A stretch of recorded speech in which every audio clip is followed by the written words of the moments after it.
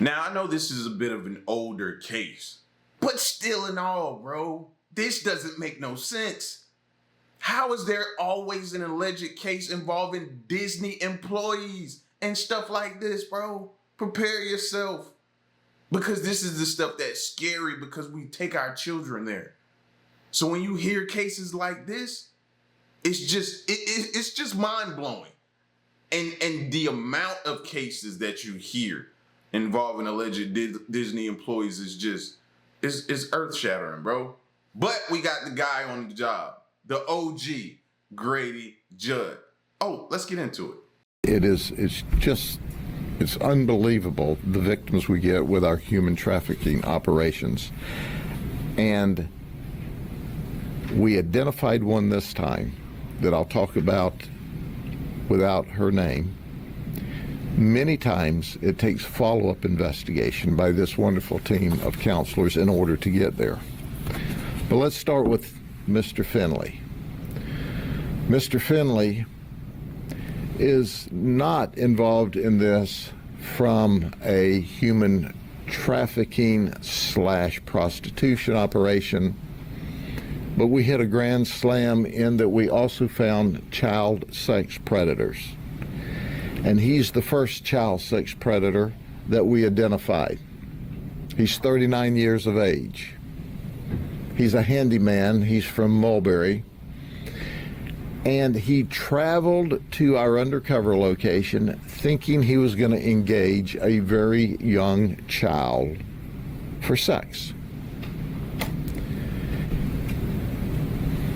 Newsflash, it wasn't a very young child, it was a group of detectives. He's been charged as a result for traveling, for resisting arrest. That's right, he ran from us. He didn't want to go to jail. He had meth.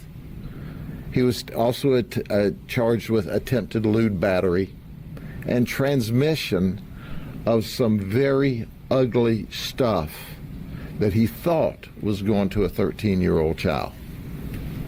So it would have been a grand slam week for all of our resources and efforts if we'd have just gotten Timothy Finley. Now, think about this. Set the scene, right? Because this not only what he was doing and what he did that is just grotesque at this point and makes us want to have no use for somebody like that, right? This is the part that gets you, though.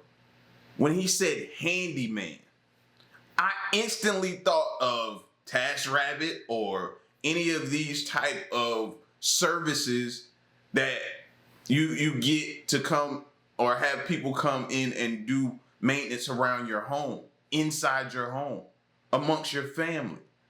You get what I'm saying? Like, that's what makes it hit home for me. Handyman, coming to fix whatever in your home, a banister that may be wobbly or put up some shelves or something like that, and your kids are just running amok, and you have no idea who this person is, bro. That's the part that makes it hit home. Not only what he's doing, but what he does for a living too. He thought he was traveling to meet a child. It's pretty nervy if you think about it. He was showing up at the child's residence when he thought mom and dad weren't there. But he wasn't alone. Then there's Shannon Johnson. He's 41. He's from Orlando. You know, it's interesting the Orlando stations aren't here today. They should be, because they got a lot of these problems over in Orlando, and the community over there needs to be made aware of it. He thought he was communicating with a 13-year-old child. He wanted to be her daddy. He wanted to have different kinds of sex with what he thought was a 13-year-old child. He works at a warehouse. He was charged with traveling, attempted lewd battery, transmission of photos of himself, nude photos, you know what I mean? And he didn't have any children himself, but he wanted to play this game of daddy. That's right. He has a criminal history.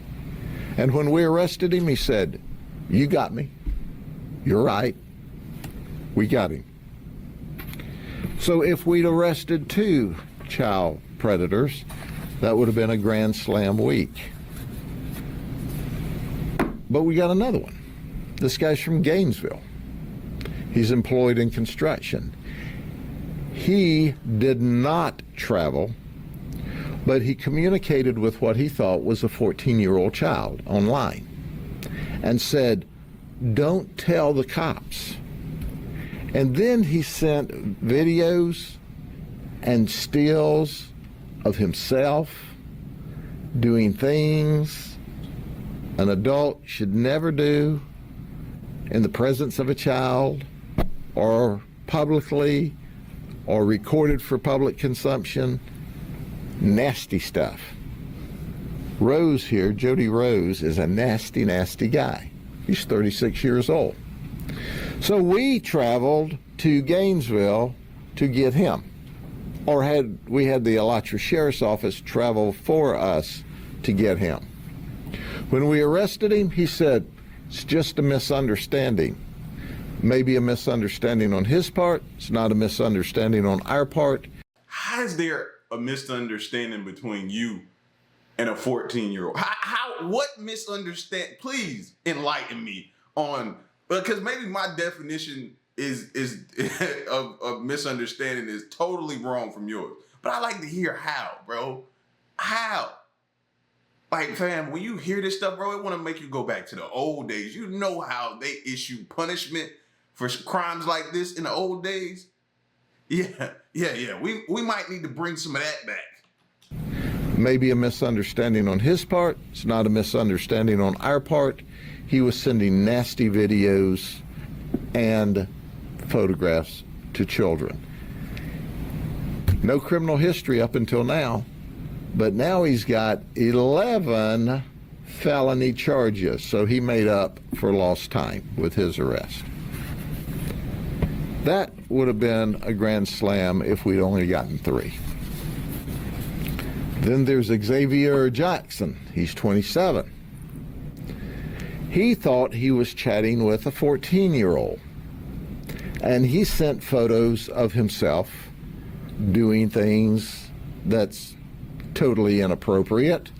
He did not travel, so once again, the Orange County Sheriff's Office assisted us, and because he's from Orlando, and traveled to arrest him, where he was charged with 3 counts of harmful material and 1 count of unlawful communication.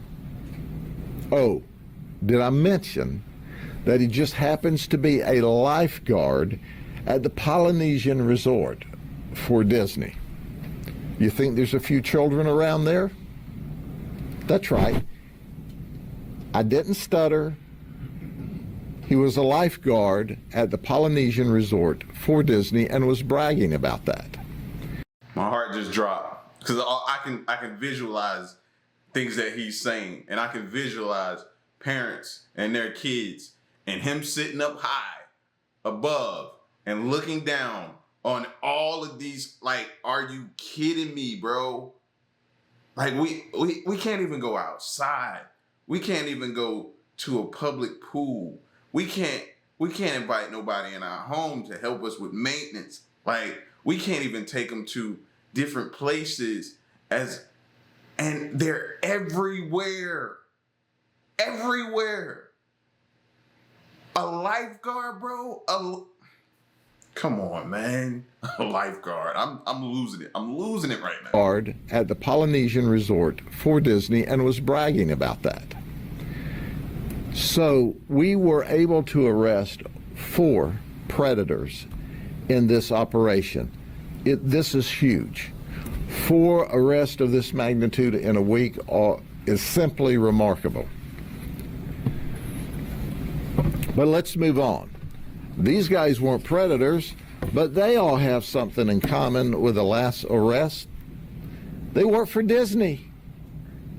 So you have Wilkeson Fidel. He's 24. He lives in Orlando. He thought he was coming for sex. He's been a Disney employee for 4 years, and he works at the Cosmic Restaurant in Tomorrowland. Except now he is in the county jail if he hasn't made bond yet. And then there's Shahab Malav. He's 27. He's a software developer for Disney. He's worried because he's here on a work visa from India. He thought he was coming to have sex with two ladies. Surprise, once again, undercover detectives. Then there's Ralph Leese. He's 45. He lives in Winter Garden. He's an IT employee for Disney. He's been there about 4 years, and he's married. So I'm sure Disney's not pleased. I bet his wife's not pleased, but we're pleased that we arrested him.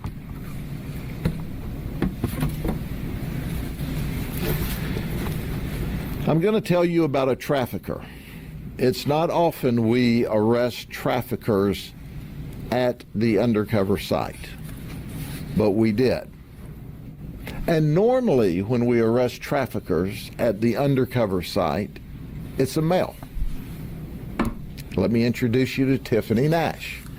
She was the trafficker of a young lady. Tiffany's 32 years of age.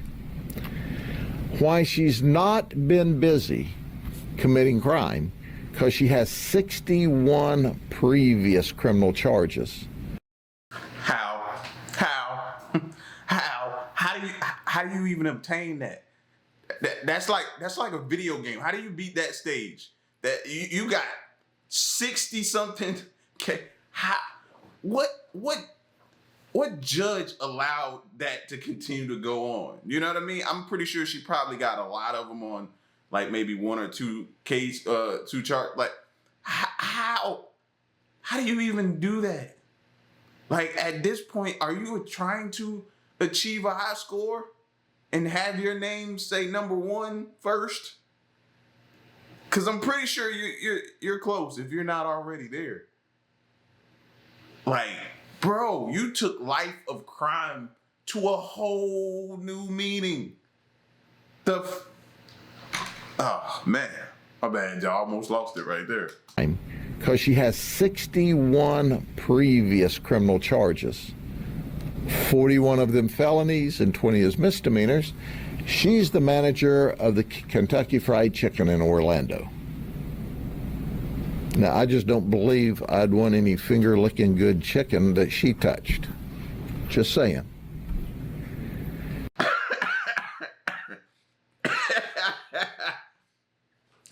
Yo, I knew better than to drink during a Grady Judd video. He said, I don't want any finger licking chicken from that. Oh, this joker here is a fool, man. And good chicken that she touched. Just saying. What she does is she would set up the deal. And then she would force this young lady, this victim, to come along. This deal was for $300. If this lady were lucky, she would get $20. So the lady, the victim, Ubered over, followed by Tiffany to make sure that the deal went right, and Tiffany got her money. As soon as we took the victim down, ostensibly for an arrest, this wonderful team determined she's a victim. So she's not criminally charged, and she's not up here on this board because she's immediately turned over and treated as a victim, not a criminal suspect in an event. So Tiffany's been charged with human trafficking, deriving proceeds, possession of cocaine, possession of meth, possession of paraphernalia, and guess what? She's not managing the Kentucky Fried Chicken place today. She's in our county jail. And we don't serve finger-licking good chicken there. The victim has been turned over for services. Then we have Daniel Peters, 66 years old. He thought he was coming for a girlfriend experience, kind of a date. He went on an escort site. Oh, can I show you the other picture of Daniel Peters? This is the Honorable Daniel Peters, who is a retired judge from Cook County, Illinois, or the Dishonorable Judge Peters from Cook County, Illinois. And when we were doing our follow-up investigation to validate all of this, what did we find out? He also retired from the Cook County Sheriff's Office, according to him. That's right. He said he was a special assistant in legal affairs, and he worked, are you ready for this, in the Office of Professional Regulations, where he was the director. You're kidding me, right? No, I'm not kidding you. As my old daddy would have said, that's a known fact. He said, quote, I've been on the other side of this. Well, I'd like to ask him today, so which side do you like best?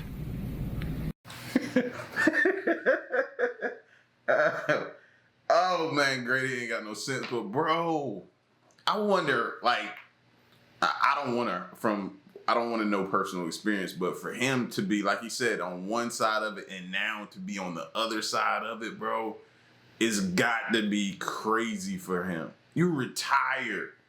I get it. You wanted to have a little fun, but you might should have just, tried the old-fashioned way, go meet you somebody. All these apps around here, like the whole escort, like go watch the Netflix documentaries on these like escort services and what be happening, bro. It was one, I can't remember the name of the site, and they were talking about what all took place. Fam, clear your schedule and go watch one of those documentaries on Netflix about those escorts and stuff like that. Crazy. Now that you have been the prosecutor, you've been the judge, you've been at the state attorney's office, and now you're the defendant. So we locked him up in the county jail. He says he lives in Palos Hills, Illinois. He requested an attorney. Well, Judge, you need an attorney. You got problems. He went to the jail in Polk County.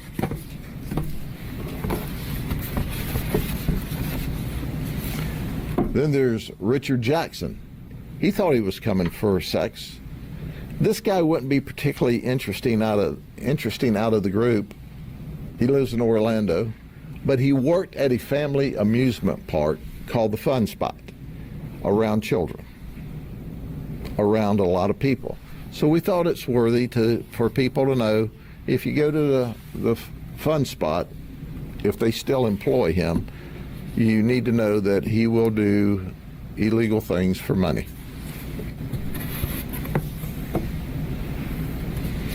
And then there's Nelson Cruz. We got this thing going with with food restaurants. He is a manager of a restaurant as well, Cracker Barrel in Altamont Springs. He's married. He's worried as well because he's here on a work visa from Honduras. He thought he was coming to have sex. Now, he lives in our county, but obviously he hasn't got the message yet. You know why he said he did this? Are you ready for this? He had an argument with his wife. So he decided that I'll just go have an event with a prostitute. I bet his wife's not happy. I'm just guessing. He's arrested. And we don't serve Cracker Barrel at the jail, so he won't have to worry about seeing delicious food, only nutritious food. And then there's James Compton. He's 42. He's a graphic designer. He wanted to have all kinds of sex And he wouldn't be particularly interesting, except for the fact his 17-year-old son was refereeing a youth soccer game across the street. Hey, I guess he just got tired, right? Let's see, my son's refereeing this youth soccer tournament. I don't have anything to do. I think I'll go across the street and have sex with a prostitute. There's your all-American dad. So he has a criminal history back in 1998 for lewd battery. So the night's wrapping down. We have arrested this child predator who resists us and runs, so we have to tase him. And as is our protocol, when you tase someone, you have an ambulance run an EKG strip to make sure everything's all right. So we have to call an ambulance to the scene, and a fire truck shows up. We've got another undercover deal cooking. So our undercover people try to blow off the deal. Hey, we'll do it tomorrow. Here's the deal. There was a guy by the name of Seth Phillips and Christina Garrett coming from Bradenton. Christina is Seth's girlfriend. Follow this now. Coming from Bradenton, where they're to be paid $1,000 to have sex with two undercover people. They think this is going to be $1,000 in their pocket. They're going to have sex. Going to be a great evening. However, Seth left his wife at home while he shows up with his girlfriend. So he gets in the area. We have the guy resist. Now we got to have the fire trucks there and the ambulance and the EKG strip. So we text, our undercovers text and say, hey, the cops are here. Told them the truth. Ambulance is here, fire trucks here, we'll do it tomorrow night. Seth, who's a former Marine and a Lyft driver, is not happy. So here's what he says. I'm mad. I've come all the way over here for $1,000 and now you're blowing me off. You are going to pay me $100 for the ball of meth.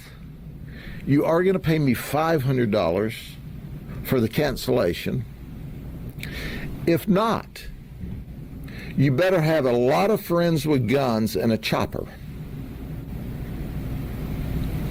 You'll sleep well if you pay knowing that the boogeyman won't come. And then he continued to threaten. And guess what? He showed up.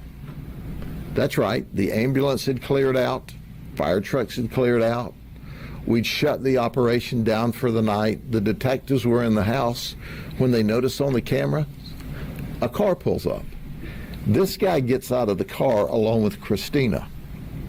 He does not walk to the house, he sprints to the house, gun in hand. You see where this is going. So our detectives, who are simply the very best, they say to themselves, Self, we think we ought to have a gun, since this guy has just arrived gun in hand. We open the door with 4 of our guys with guns, and he's got a gun above his head. He's coming down with his gun. Christina saves his life by jumping in front of him. He puts the gun in his waistband, so we don't know if he's bringing it down to point it at us or he's counting 4 guns and he brings it down to put. It is that close to a shooting. Microseconds. We take him into custody. Is that considered love? Is that what would y'all consider that? You know, her jumping in front of him, in front of those 4, not 1, not 2, not 3, but in front of those 4 officers, to stop him or protect him or shield him or what? That's is that love? I need to know that from y'all. Like, or is that just stupidity? Which one? There's a difference. There's most definitely a difference. I'm just trying to see which one y'all think it is. He's charged with 4 counts of aggravated assault with a firearm, attempted robbery, possession of meth, extortion by threat. Christina's charged with prostitution and possession of heroin. And he made the statement during the interview. He became totally cooperative at this point and said, "You would have been right to shoot me." Well, I appreciate his understanding of the gravity of the situation. But because our detectives did exactly what was right, and because Christina got in the way, and she gets credit as well for him being alive today, because this was a very tough situation. Listen, man, even going back to the Disney part, you know what I'm saying, bro? I remember being young and they always, adults always warning you about, you know, the carnival people. Carnival people caught a bad rep. They caught a bad rep where I'm from. They were like, oh, you always got to be careful with those people from the carnival. You got to watch them around kids. Be careful. Don't try to talk or accept anything. But now it's everywhere. It's everywhere. They talk about it with Disney, carnivals, handyman, like workers, restaurant workers, managers. Like, they are everywhere. So I get it. Your kids may not be too happy and fond of you being an overbearing parent, but these days you gotta be. You gotta be at this point. Because if not, these people are lurking. They lurking. And they could be closer than you think.